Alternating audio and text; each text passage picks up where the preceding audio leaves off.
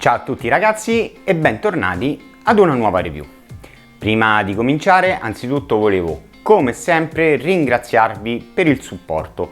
Inoltre, anche se so di essere ripetitivo, vi ricordo di lasciare un bel like se il video di oggi vi piacerà, ma soprattutto, mi raccomando, lasciate un commento con le vostre impressioni sul set, che andrò a recensire, che mi fa sempre molto piacere, e fatemi sapere se lo acquisterete pure voi oppure no.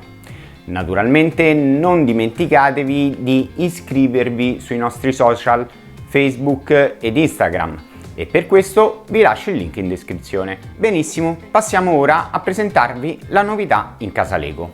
Sicuramente ne avrete sentito già parlare in questi ultimi giorni, infatti si tratta del nuovo set Ideas e per l'esattezza il numero 37, la Fender Stratocaster. Sicuramente una riproduzione davvero accurata di una delle chitarre più iconiche della storia della musica, reinventata con i nostri amati mattoncini.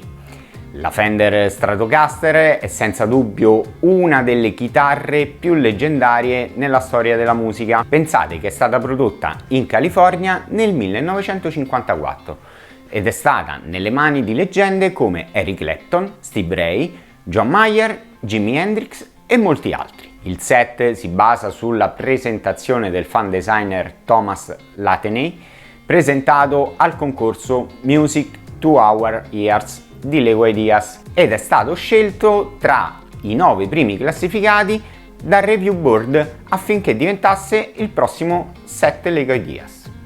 Questo incredibile set uscirà il 1° ottobre e sarà venduto al prezzo di 99,99 €.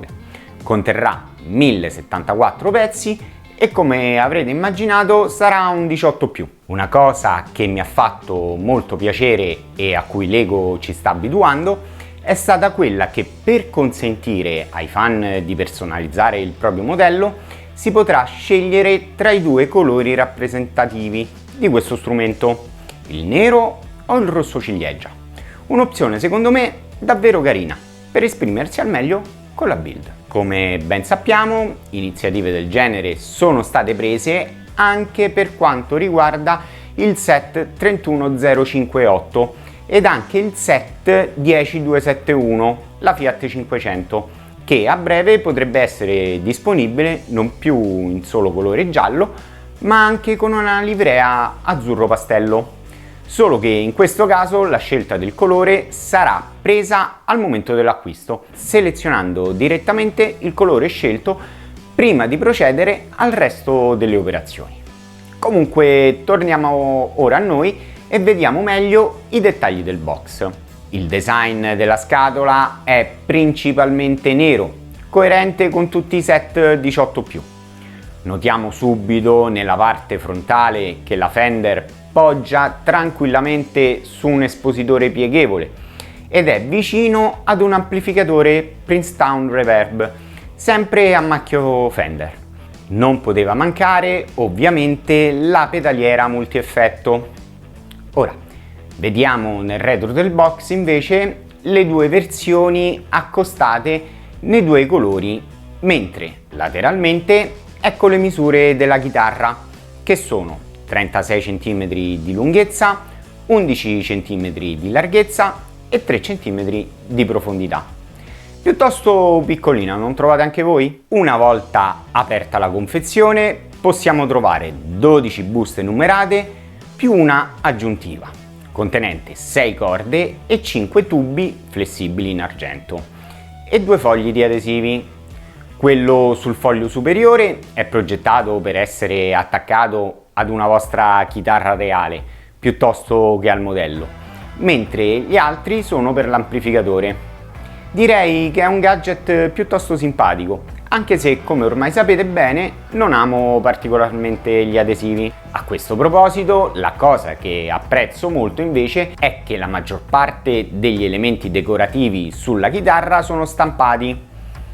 In più abbiamo 2 tubi flessibili neri più lunghi sciolti e naturalmente il libretto di istruzioni.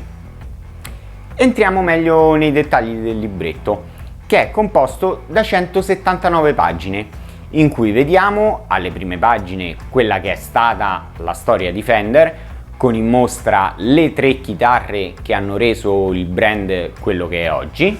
Sono la Precision Bass, la Telecaster e la Stratocaster, che è stata poi la più venduta. Da lì il libro introduce le impressioni di Thomas Latheney, che è il fan designer, e successivamente ci vengono presentati 3 importanti designer Lego coinvolti con il progetto, che sono Marin Stipkovic, Riccardo Diaz e Beatrice Amoretti. Prima di immergerci nella build, diamo una piccola occhiata a quelli che sono i pezzi esclusivi per questo set e dalle nuove parti stampate, che come vi ho detto ho apprezzato veramente tanto. La sorpresa più entusiasmante è un nuovo brick curved concavo 1x2, naturalmente nelle 2 versioni sia rosso che nero. Sono contento per questo pezzo perché penso che consentirà curve più morbide e fluide anche per i modelli futuri. Più interessante è la tracolla, un nuovo pezzo in tessuto lungo circa 40 cm, confezionato separatamente in una piccola scatola di cartone ed ha dei fori su entrambe le estremità. Il materiale è simile a quello dei vecchi mantelli rigidi per minifigure, ma sicuramente più spesso e più forte. Per quanto riguarda invece le nuove parti stampate, sono felice come un bambino nel vedere la tastiera stampata, anche perché sarebbe brutto se ci fosse un disallineamento per colpa degli adesivi. In più un brick slope 1x4 che presenta il logo Fender capovolto. Questo poi alla fine diventerà parte della paletta. Perfetto, passiamo ora alla tanto attesa build. La prima parte è concentrata interamente sulla costruzione del supporto pieghevole, completamente nero, che sembra lo stesso della presentazione ufficiale dei Diaz, per poi passare direttamente alla costruzione della nostra Fender. Il nucleo della chitarra è praticamente lo stesso, sia che si voglia scegliere la versione rossa o quella nera. Come ho detto prima, tutti gli elementi decorativi sono completamente stampati, sia quelli della tastiera che anche quello con il marchio sulla paletta. Devo dire che la paletta sembra molto ben costruita, creando davvero un bel effetto. A questo punto della build si dovrà poi scegliere se optare per la versione nera o quella rossa. Naturalmente abbiamo scelto la versione rossa, sia perché adoro il colore, sia perché ritengo che contrasti molto meglio con l'amplificatore, risaltando maggiormente. Successivamente passeremo alla costruzione del cuore della chitarra, con l'inserimento delle varie corde, le quali sono completamente nascoste direttamente sotto il ponte.